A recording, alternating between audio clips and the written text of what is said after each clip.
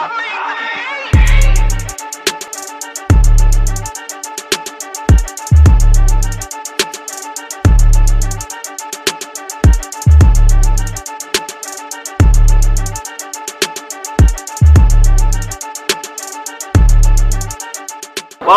Real Chip TV, Bird's Eye Breakdown, Week 2. We're previewing Eagles at Dallas. Dallas coming to Philadelphia for the home opener. You guys got to be excited about this. The Eagles in their last 5 home openers are 2-3, but I'm feeling good about this one. How are you guys feeling? Initial thoughts on this?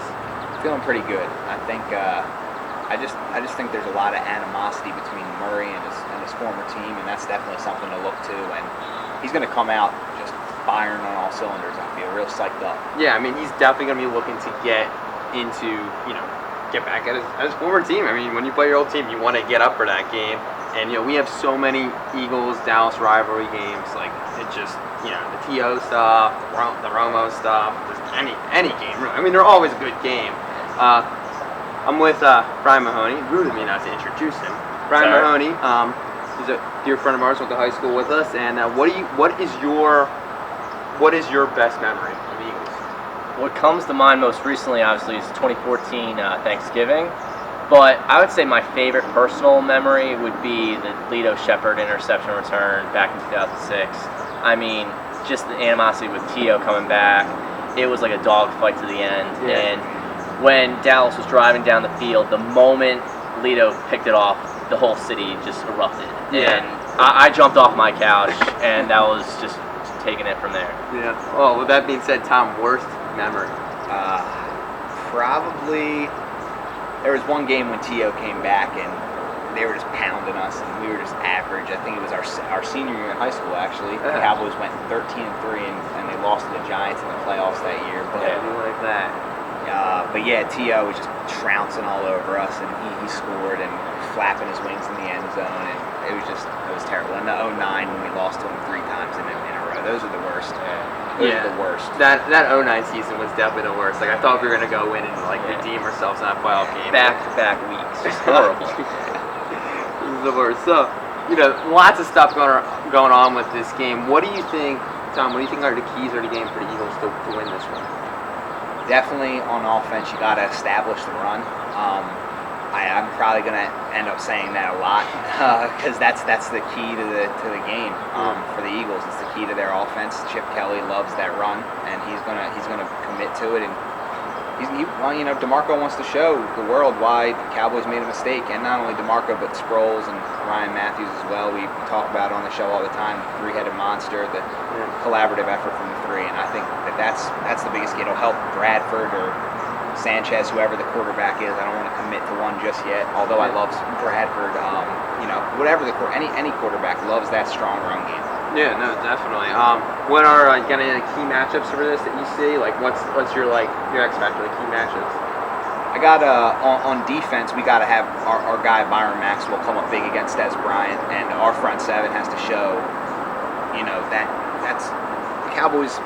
They're supposed to be an elite unit up front, so our front seven has to show why we're the elite unit. Yeah. Brian, what do you think the biggest key to the game for the Eagles to win this? I would say every time I watch an Eagles-Cowboys game of late, it's always like on third down, it's always Cole Beasley or Terrence Williams getting the ball. Obviously, Des Bryant is the macho guy, taking the big receiving yards, but the ones that kill the Eagles defense the most was last year. I just noticed that last game where Terrence Williams or Cole Beasley, third down, they'll just run a route and just blow by the defense. And then you just know, that drive's over. They're going to take it. Cole Beasley, a little surfer punk. He looks like he should just have a surfboard, but he torched us last year in that second game in Philadelphia. Oh, my God. So what about, now we have to ask, what are the keys of the game for the Cowboys? What do you think they have to do to win this game, Brian? Keep the Eagles offense off the field. And even though they have Darren McFadden, you don't know what you're going to expect, but they have a solid offensive line. They're going to try to build the ground game first, just like the Eagles. So it might be really tough. It might be a chess match where Chip Kelly's going to have to think, all right, I have to get my offense on the field. I have to force a turnover, but the Cowboys will relent. They won't let that happen. They're going to wear out the Eagles' defense, at least try to. And then from there, just take it to Terrence Williams or. Yeah, I mean, a lot of people aren't talking about Dallas.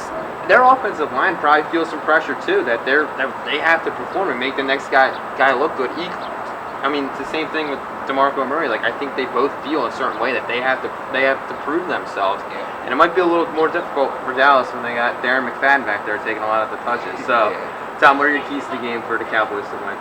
I'd say, same thing he said.